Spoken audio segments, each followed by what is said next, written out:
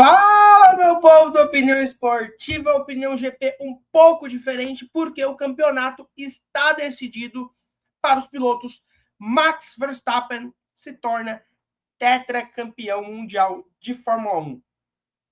O sexto piloto a alcançar essa marca no geral e o quinto piloto a fazer um tetracampeonato. É algo muito grande o feito do holandês neste final de semana em Las Vegas. Outro feito muito impressionante é que ele pode alcançar ainda é se tornar apenas o segundo piloto a ganhar mais de um título sem ter o melhor carro, sem ter o carro campeão. Basicamente, existe o campeonato de construtores, para quem não acompanha a Fórmula 1 há muito tempo, né, são dois campeonatos diferentes. E, tradicionalmente, o campeão de pilotos sai da equipe campeã de construtores. Isso é a grande maioria em toda a história da Fórmula 1. Apenas, salvo engano, 10 pilotos conseguiram o feito de ser campeões mundiais sem ter o carro campeão nas mãos. Às vezes, é porque a equipe campeã não tem um grande piloto ali. A gente tem, por exemplo, a Ferrari de 83, que era, se não me engano, era o René Arnoux, e o outro piloto era o francês, que agora me fugiu o nome. Mas nenhum dos dois despontava ali como favorito ao título, que ficou nas mãos de Nelson Piquet. A Brabham, que por sua vez não tinha um segundo piloto à altura para brigar pelo título de construtores. Existe algumas vezes, como em 99, em que o principal piloto, em 82, que a Ferrari foi campeã as duas vezes, e o seu principal piloto se lesiona. Didier Pironi, em 82, dando o título ao Keke Rosberg, pai do Nico Rosberg, ou em 99, quando o Michael Schumacher se lesiona e o Mika Hakkinen é campeão. Nas duas vezes a Ferrari é campeã de construtores e um finlandês é campeão de pilotos. Mas, então qual é o feito? É que apenas até hoje só o Nelson Piquet conseguiu esse feito, né? Que é ganhar duas vezes. Em 81, o Piquet conseguiu vencer o Carlos Reutemann, que era o piloto da Williams, que foi a campeã de construtores. Em 83, como a gente já explicou, a Ferrari não disputou o título de pilotos, não. O título de pilotos, inclusive, o rival do Piquet aquela temporada foi o Alain Prost, da Renault. Então a Ferrari não disputou o título de pilotos. Muito parecido com o estilo da Ferrari, então está disputando o título de pilotos, né? Charles Leclerc e Carlos Sainz não disputaram o campeonato, no sentido de brigar com o Max. O adversário do Max foi o Norris, mas a Ferrari pode ser campeã, né? Existe uma matemática, é um vencedor de corrida, menos que um vencedor, 24 pontos só a diferença entre os Tifosi e os Papaya. Mas o Max ganhou em 21, com a Mercedes sendo campeã de construtores, e esse ano, muito provavelmente, a Red Bull não vai ganhar. Então ele se iguala ao sogro, né, que é o único a conseguir esse feito. Os outros nomes a gente pode citar aqui rapidinho, né? Mike Horton ganhou com a Ferrari quando a Van Wall foi a campeã de construtores. A gente teve o Nelson Piquet duas vezes e o Keke Rosberg, como já mencionamos. Tivemos o Prost em 86, quando a Williams era o melhor carro, com o Nigel Mansell e Nelson Piquet, porém devido muito ao acidente, né, do Frank Williams naquela temporada, quando ele ficou tetraplégico, não teve um comando para decidir quem seria o piloto a disputar o título. O Prost se aproveitou das falhas e das brigas entre os dois e foi campeão. Muito parecido com o cenário de 2007, que a gente não considera porque a McLaren foi desclassificada, mas a McLaren fez mais pontos que a Ferrari, seria a campeã se não fosse o Spygate, e o Kimi Raikkonen foi o campeão, muito parecido com 1986. Mika Hakkinen em 99, né, o próprio Hamilton, né, que era da McLaren em 2007, ganha o título de 2008 com a Ferrari sendo a campeã de construtores, muito porque o Heikki Kovalainen, que era o seu companheiro de equipe, não conseguia marcar os pontos adequadamente. Mas, vamos falar dos tetracampeões agora, né, que a gente tem aqui para vocês. Esses são os 4 tetras campeões que a gente teve na Fórmula 1, os 4 tetras campeonatos. Né? Então, o Juan Manuel Fangio ele já tinha sido campeão de 51 com a Alfa Romeo, mas ele emenda um tetracampeonato entre 54 e 57, fazendo isso por equipes diferentes. Né? Ele ganha por Maserati, Ferrari, Mercedes e é o único até hoje a ganhar trocando de equipe no meio da temporada. Em 54 ele começa pela Maserati e termina pela Mercedes o campeonato. E aí ele emplaca pentacampeão, né? Porque ele tem o título de 51. O Michael Schumacher ele já tinha conquistado em 94 e 95 com a Benetton. E aí ele emenda, né, um pentacampeonato com a Ferrari, de 2000 a 2004. Aí a arte fica só até 2003, porque é quando ele conquista o tetra, né? Se tornando o segundo piloto na história a conquistar um tetracampeonato. Era um feito muito difícil de acontecer, e nos últimos 15 anos a gente viu isso acontecer 3 vezes. A nossa geração ou é muito abençoada de ver a história sendo escrita, ou não é azarada por não ter competitividade. Mas o Vettel conquistou também um tetracampeonato entre 2010 e 2013. O Lewis Hamilton conquista um tetracampeonato entre 2017 e 2020. Lembrando que o Hamilton já tinha, né, um bicampeonato em 14 e 15 e o título de 2008, como mencionamos.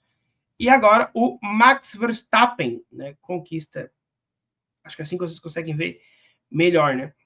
Conquista entre 2021 e 2024 o seu tetracampeonato, né? Literalmente emendando. Nos últimos 8 anos a gente já teve 2 campeões, um tetracampeonato por Hamilton e um tetracampeonato por Verstappen. Isso também coloca o Max Verstappen como o maior piloto da Red Bull, né? Ele já era o maior vencedor pelo time, agora ele é o maior campeão com 4 títulos de pilotos. O Vettel tem 4 títulos de construtores, o Verstappen só tem 2, muito porque o Pérez não fez a função que o Weber fazia, que era conquistar esses pontos que ficavam, né, para ser conquistados e ganhar o título de construtores. Título muito merecido do Verstappen. Estou a temporada inteira aqui, metade da temporada, vamos dizer assim, comparando com 2009, quando o Jason Button foi campeão. E eu gostei muito que quem fez a entrevista ontem foi o Button. Eles nem comentaram sobre isso na entrevista, mas é algo que tipo, eu venho falando o tempo todo, que é um título que muito lembra o título do Button. Para quem não acompanhou, 2009 aconteceu o seguinte, né? A Honda quebrou, fechou a equipe de Fórmula 1. O Ross Brown falou que o carro era bom, era um carro campeão, e ele comprou por 1 libra a equipe, que era um valor simbólico, ela não podia ser vendida não podia ser doada, né? E ele funda a Brown GP. A missão dele, o que era? Garantir alguns pontos, conseguir algum dinheiro para vender a equipe no final do ano para uma outra empresa, conseguir repassar essa equipe. Acontece que o carro era tão bom, mas tão bom, que ele dominou, ele varreu o primeiro semestre, e o Button teve que apenas administrar no segundo. A equipe não tinha recursos para desenvolver o carro. Então eles ficaram do início ao fim praticamente com o mesmo carro, alterando poucas coisas. Parece que eles não alteraram nada, eles alteraram o freio do Barrichello, que ele reclamava muito daquele freio no início da temporada. É onde ele vence as corridas de Monza e Valência. E o Button apenas ele vai administrando aquele título e ele leva no Brasil com uma rodada de antecedência, enquanto a Red Bull, que era o melhor carro no segundo semestre, vinha com o Sebastian Vettel tirando esses pontos. Perdeu porque no segundo semestre a gente também teve a Ferrari e a McLaren arrumando o carro para vencer uma corrida. Né? A McLaren venceu na Hungria, a Ferrari venceu na Bélgica, e o resto ficou pro Vettel. Né? Vettel, Barrichello, o Weber ganhou 2, o Button não ganhou mais, ele não conseguiu vencer. E esse ano aconteceu muito parecido, porque o Andrew Newey sai da equipe no início do ano e a equipe perde o seu mago da prancheta, né? Perde o seu desenvolvedor. O carro da Red Bull perde o desenvolvimento no meio da temporada. Então as outras equipes vão se atualizando e a Red Bull vai ficando para trás, ao ponto de que ela é vista muitas vezes como a 4ª força do grid atualmente. Isso se mostra pelo Pérez, que está sempre lá atrás. E ela só não vai ficar em quarto porque ela tinha tantos pontos à frente da Mercedes que a Mercedes não vai chegar nela. Mas a Ferrari e a McLaren chegaram e já passaram, né? A Red Bull está em terceiro neste momento. Vai ficar ali, acredito eu. Né? Não vai conseguir pegar os pontos. Mas foi um campeonato em que o Verstappen foi administrando. Ele sabia que não precisava vencer provas, ele precisava ir marcando o Lando Norris. E no Brasil, ele aquela fala que eu vou até pegar do trailer da série do Senna na Netflix, que estreia essa semana, né? Dia 28. Que é na chuva, a chuva iguala os pilotos e não o carro. E aí o Max se mostrou uma lenda, né? O Max é uma lenda do automobilismo. Eu acho que você negar isso, você negar o que está sendo feito. Eu digo a mesma coisa pro Hamilton, tá? Que tem essa rixa na internet entre os fãs do Max e do Hamilton. Gente, são 2 lendas do automobilismo, são 2 lendas da Fórmula 1. Eu acho que quando eles se aposentarem, os números deles, os feitos deles, vão ser maior que Senna e Prost. E vocês estão vendo isso. Quem é da minha geração cresceu ouvindo sobre Senna e Prost, vocês vão poder falar para os próximos que viram Verstappen e Hamilton. Gente, eles são gigantes para a história. O Max, ele conquistou um tetracampeonato consecutivo. Ele é o terceiro maior vencedor da categoria, atrás apenas do Schumacher e do Hamilton. São dois monstros. Ele pode quebrar os números do Hamilton. Eu não duvido disso. Ele é novo, ele tem a carreira de levar à frente. O Hamilton, acho que dificilmente ganha um título mundial, né? Eu acho que ele não ganha na Ferrari. Posso estar queimando a língua. A Ferrari pode fazer um puta carro ano que vem e ser campeã. A Ferrari é um dos melhores carros. A Ferrari pode ser campeão de construtores. Ele pode chegar na equipe campeão de construtores. Mas eu acho que o Max tem grandes chances de ganhar um pentacampeonato em breve. 2025? Acho que não. Acho que ele não vai ganhar um penta consecutivo. Ele não vai igualar os feitos do Schumacher. Né? O feito do Schumacher é muito grande, cara. Só ele um pentacampeonato consecutivo. O Schumacher conseguiu e foi loucura, assim. Ele quase perde 2003. Acho que é o ano mais complicado. Ele ganha por 2 pontos do Kimi Raikkonen. Mas ele varre a concorrência em 2001, 2002, 2004, 2000. Eu não lembro se 2000 chega a Suzuka na última corrida ou a penúltima. Mas vai parelho com o Mika Hakkinen em 2000 e 2003 com o Kimi, mas ele vai. O Max, ele é muito dominante. E eu vou falar aqui de novo, cara. É uma lenda.